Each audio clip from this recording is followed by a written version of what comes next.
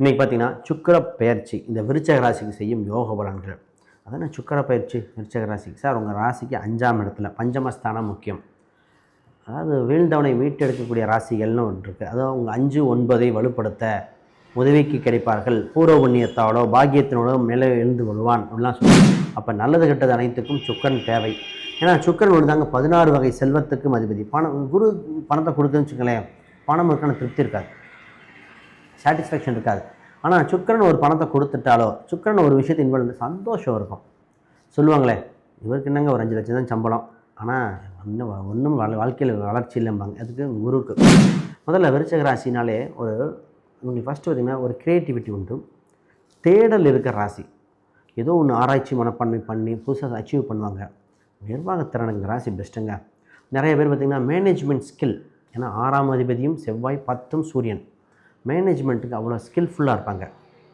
ராசி பார்த்திங்கன்னா கண்டிஷனாக இருக்கிற மாதிரி இருக்கும். அது இவங்களோட ஸ்பெஷாலிட்டி. என்னென்னா எந்த ஆளாக இருந்தாலும் எது ரைட்டு எது தப்பு அந்த மாதிரி. இவங்களுக்கு ரியல் எஸ்டேட் ஈஸியாக வரும், செய்கிறாங்களோ இல்லையோ ரியல் எஸ்டேட்டாக இருக்கலாம். வாக்கு பலிதம் அற்புதமாக இருக்கிற ராசி. ஆனால் என்ன, நல்லதாக பேசணும், தவறாக பேசுவோம். 2, 5 குருவாக வந்துருச்சு, 8ல் வேறு இருக்குது, நல்லதாக பேசுங்க. சரி, இப்போ உங்கள் ராசிக்கு பஞ்சம ஸ்தானத்தில் சனி மற்றும் சுக்கிரன் வரும் காலகட்டம். முதல்ல நல்ல விஷயம் என்ன அதை பற்றி, உறவில் திருமணம் அல்லது விருப்ப திருமணம். திருமண காலகட்டம் வந்து விட்டேனே, இது என்னென்னா 41 வயசு வரைக்கும் சொன்னேன். திருமணம் சொல்கிறேன். இன்னொரு பாயிண்ட் என்னென்னா, நிறைய பேர் திருமணத்துக்கு ஒரு பரிகாரம் என்ன அப்படின்னா,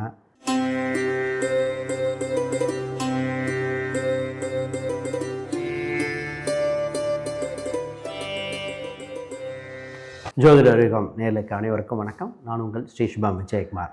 இன்றைக்கி பார்த்தீங்கன்னா சுக்கிர பெயர்ச்சி இந்த விருச்சக ராசிக்கு செய்யும் யோக பலன்கள். அதான் சுக்கிர பயிற்சி விருச்சக ராசிக்கு சார் உங்கள் ராசிக்கு 5ஆம் இடத்துல பஞ்சமஸ்தானம் முக்கியம்.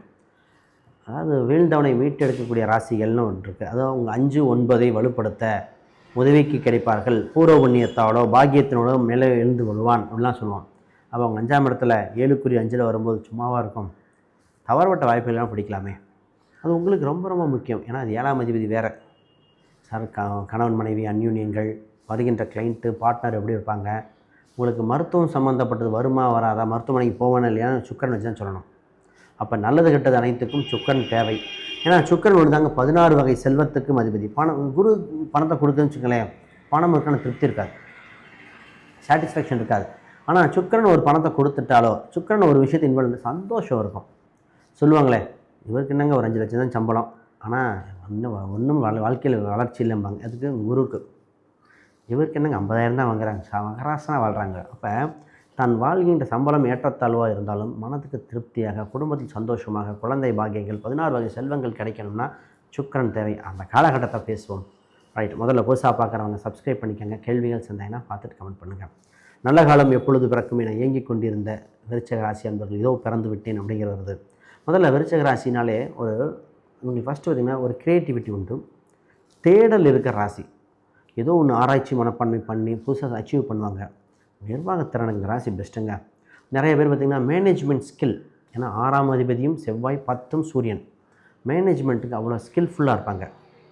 ராசி பார்த்திங்கன்னா கண்டிஷனாக இருக்கிற மாதிரி இருக்கும். அது இவங்களோட ஸ்பெஷாலிட்டி. என்னென்னா எந்த ஆளாக இருந்தாலும் எது ரைட்டு எது தப்பு அந்த மாதிரி. இவங்களுக்கு ரியல் எஸ்டேட் ஈஸியாக வரும், செய்கிறாங்களோ இல்லையோ ரியல் எஸ்டேட்டாக இருக்கலாம். வாக்கு பலிதம் அற்புதமாக இருக்கிற ராசி. ஆனால் என்ன, நல்லதாக பேசணும், தவறாக பேசுவோம். 2, 5 குருவாக வந்துருச்சு, 8ல் வேறு இருக்குது, நல்லதாக பேசுங்க. சரி, இப்போ உங்கள் ராசிக்கு பஞ்சம ஸ்தானத்தில் சனி மற்றும் சுக்கிரன் வரும் காலகட்டம். முதல்ல நல்ல விஷயம் என்னன்னாங்க, முதல்ல மனதுக்கு பிடித்த நிகழ்வுகள் நடக்கிற காலகட்டம். குலதெய்வம் சம்பந்தப்பட்ட அனுகிரகம் கிடைக்கும். குலதெய்வம் தெரியாதவர்கள் குலதெய்வம் கண்டுபிடிக்க வாய்ப்புண்டு. குடும்பத்தில் முக்கிய நிகழ்வு உண்டு. குழந்தை இல்லாத குழந்தை உண்டு.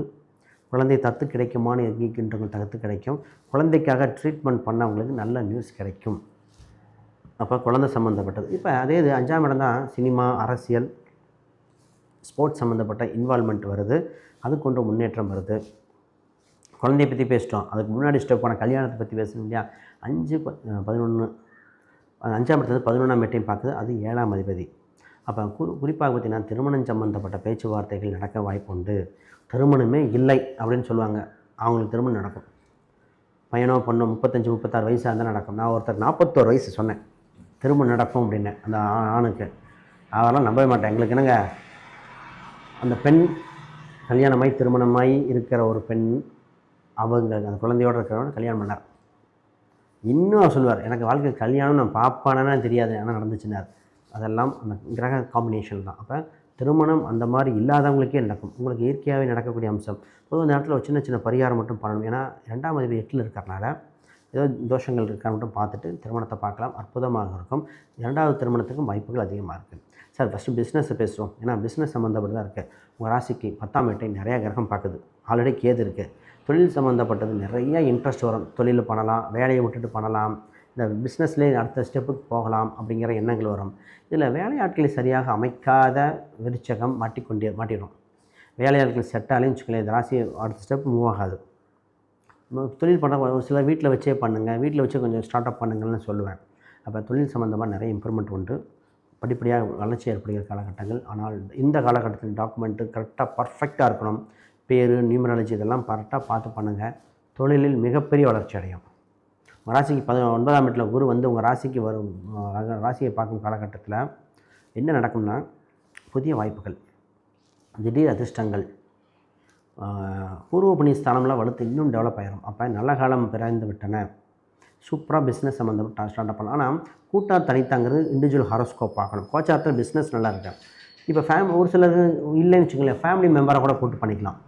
நிச்சயமாக பண்ணக்கூடிய அம்சம் உண்டு. இப்போ உங்களுக்கு ப்ராப்பர்ட்டி வாங்கணும்னு ஒரு எண்ணம், ஒரு சில ப்ராப்பர்ட்டி ஆல்ட்ரு பண்ணணும்னு எண்ணம், ஒரு அது மாதிரி ப்ராப்பர்ட்டி எண்ணம்னா ஃபஸ்ட்டு நம்ம பார்க்க வேண்டிய செவ்வாயோட தன்மை, உங்கள் ராசிக்கு 4ஆம் அதிபதி இதெல்லாம் பார்க்கணுங்க. ஜாதகம் ரொம்ப முக்கியம். ஏன்னா கோச்சார பலன் சொல்லிட்டு வரோம். அதோட ஜாதக கட்டங்கள் என்ன சொல்லுது, எல்லா கிரகமும் அதோட தசாபக்தி என்னப்படுது, இதான் காம்பினேஷனில் பார்க்கும்போது துல்லியமாக வரும். சரி, அதுக்கு முன்னாடி யாருக்கா ஜாதகம், பிரசன்னம், வாஸ்து, நியூமராலஜி பார்க்கணும்னா ஸ்க்ரீனில் தெரிய இந்த எண்களுக்கு தொடர்பு கொள்ளுங்கள். ஒரே ஒரு விஷயம், நான் புக் ஒன்று பப்ளிஷ் பண்ணியிருக்கேன், modern facts exploring Vedic astrology for today. இந்த புக் பார்த்திங்கன்னா ப்ராக்டிக்கல் கேடுங்க. இந்த புக்கில் அடிப்படையில் அட்வான்ஸ் வரைக்கும் இன்றைய காலகட்டத்தை தந்தாற்போல், அதாவது ஜோதிடத்தில் ஒரு சின்ன ஒரு கேப் இருக்குது, புரிய மாட்டேது அப்படிம்பாங்க.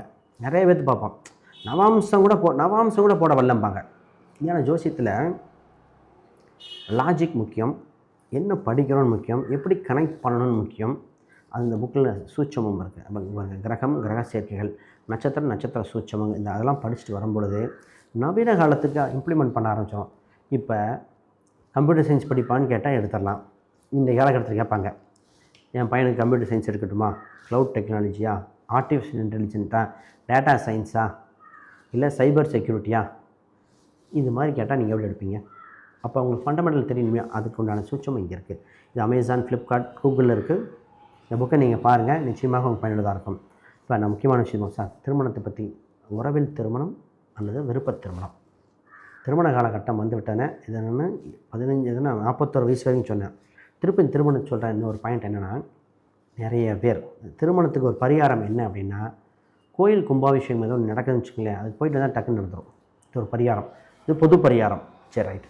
இப்போ வேலைக்கு தாங்க, வேலை செய்யும் இடத்தில் இருந்த தொந்தரவுகள் விலகும், வேலையில் மாறுதல் உண்டுன்னா எப்படி இருக்குன்னா, ஒருத்தர் நல்லா தான் போயிட்டுருக்கு அப்படிம்பாங்க, சின்ன தொந்தரவுகள் இருக்கும். அட்லீஸ்ட் ஒரு சின்னதாக ஒரு சேஞ்ச் பண்ண வேண்டிய சூழ்நிலை வந்திருக்கு. ஸோ புதுசாக கற்றுக்க வேண்டிய காலகட்டங்க. நீங்கள் அப்டேட் ஆகிறதுக்கு ரெடி ஆகிட்டீங்கன்னு அர்த்தம். இத்தனை நாளாக நான் ஒருத்தர் சொன்னேன், ஒரு மெக்கானிக், அவர் நாங்கள் என்னங்க இத்தனை நாளாக யூஸ் பண்ண இன்ஸ்ட்ருமெண்ட் வேறு, இப்போ யூஸ் பண்ண இன்ஸ்ட்ருமெண்ட் வேறு. அவர் இப்போ ஒரு ஷிப் இன்ஜினியர்கிட்ட சொன்னேன் இந்த வார்த்தையை, இதே சார் உங்களுக்கு நான் நியூ டெக்னாலஜி வரும் கற்றுக்குவீங்கண்ணா. எனக்கு கப்பலில் நம்ம ஒரே ஷிப்பு தானே யூஸ் பண்ணிருக்கோம். அவர் கேப்டன், அவர் போன அப்புறம் சொன்னேன், சார் நான் இத்தனை நாளாக யூஸ் பண்ண இதோட வேறு, என்னோடய கேபின்லேயே நிறைய டீட்டெயில் இருந்து நானே புதுசாக லேர்ன் பண்ணி வெரிஃபை பண்ணினேன். அந்த மாதிரி புதுசாக கற்றுக்க வேண்டிய சூழ்நிலை.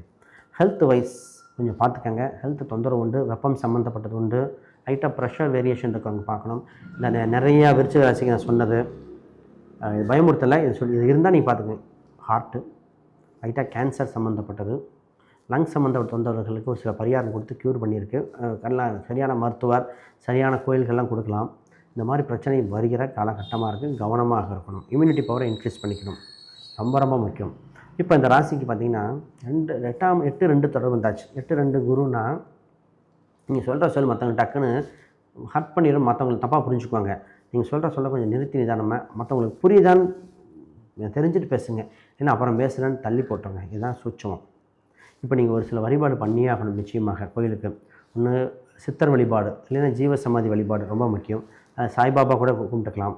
இல்லைன்னா தீபம் ஏற்றி, அது குறிப்பாக நான் தாமரை தண்டு இருக்கு இல்லையா, தாமரை தண்டில் தீபம் போட்டு ஏதோ ஒரு நாள் போட்டு பாருங்கள். நம்ம லைஃபே தவற விட்ட ஒரு டர்ன் போட்டு வரும். மிஸ்டேக் பண்ணது அத்தனையும் சரி பண்ணுறதுக்கு. ரைட். அனைவருக்கும் வணக்கம், வாழ்த்துக்கள்.